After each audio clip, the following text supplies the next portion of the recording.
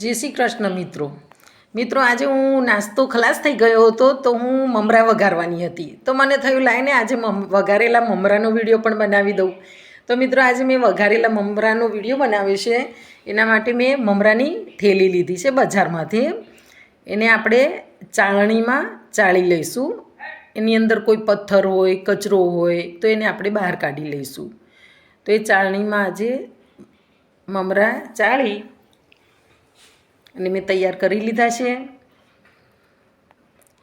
હવે એક ગેસ ઉપર આપણે તપેલું મૂકીશું, તપેલાની અંદર તેલ નાખીશું।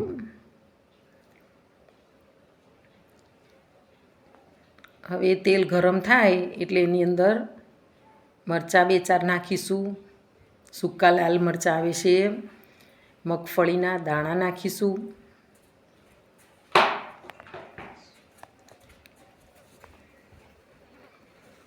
લીલો લીમડો નાખીશું, એનાથી સુગંધ બહુ સરસ આવે છે।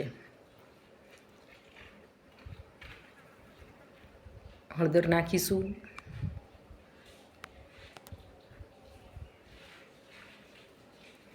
હવે આપણે એની અંદર આ મમરા છે ચાળીને તૈયાર રાખ્યા હતા એ મમરા આપણે નાખી દઈશું।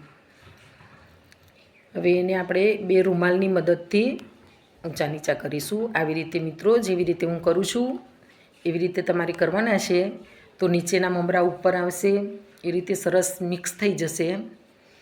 તમે ચવેથાથી હલાવશો પણ એવા નહીં થાય એટલે આપણે રૂમાલની મદદથી ઊંચા નીચા કરવાના છે। હવે એની અંદર મીઠું, મરચું, ધાણા જીરું, ખાંડ